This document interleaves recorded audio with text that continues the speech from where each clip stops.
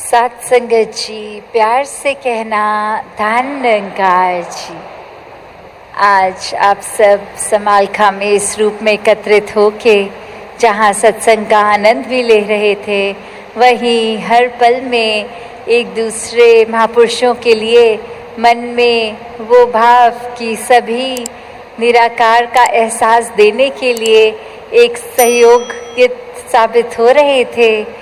और वहीं मन भी हर समय सिमरन में जुड़ा हुआ, इस निराकार के जुड़ा हुआ, साथ ही जिस रूप में भी सेवा लगी किसी की भी, वो सब जहाँ एक मुबारक बात है हर एक का।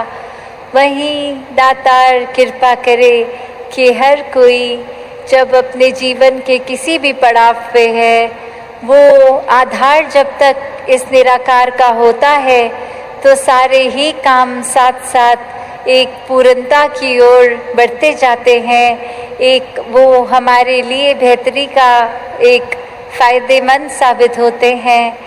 तो जब बात वही होती है कि ये निराकार का एहसास अक्सर कई महात्मा के बोलते हैं कि कोशिश करते हैं हम कि लिव जुड़ी रहे, कोशिश करते हैं कि एक सुमिरन हर पल का बना रहे, पर ये कहीं ना कहीं ध्यान भटक जाता है। ये कहीं ना कहीं हमारे स्वभाव में, अगर हमें पता है कि एक मिठास रखनी है, फिर भी ये गुस्सा आ जाता है।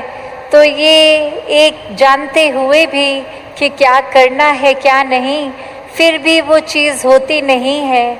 तो एक वही भाव मन में कि जब ये लिव जुड़ी है दातार से, तो अपने आप वो स्थिरता मन में, शांति, सुकून एक आता है।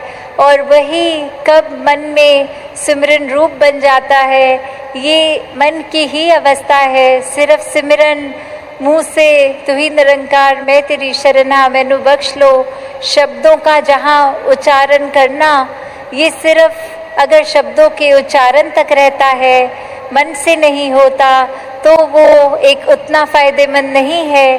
तो कैसे हर समय का सिमरन, चाहे ये शब्द निकल रहे हों ना निकल रहे हों, पर एक मन रूप से जुड़े हुआ सिमरन, वो सिमरन भी कबूल होता है।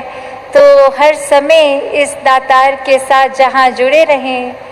अक्सर दुनिया में भी हम देखते हैं कि एक कोई चीज़ होती है जिसकी कोई कीमत होती है, पर अक्सर हम उस मेन चीज़ की कीमत से हटकर कि अगर कोई प्रोडक्ट है तो उसकी पैकेजिंग कितनी अच्छी है, उसका डब्बा देखने में कितना सुंदर है, या वो क्या ब्रांड कितनी एडवर्टाइजमेंट करता है, इस रूप में हम एक चीज़ का एक सोच लेते हैं कि ये इसकी वैल्यू, ये इसका दाम, क्या हमारे को क्या पसंद करना है क्या नहीं। वो बहुत फैक्टर्स के साथ हम एक दुकान में जाके फिर उस चीज़ का चुनाव करते हैं।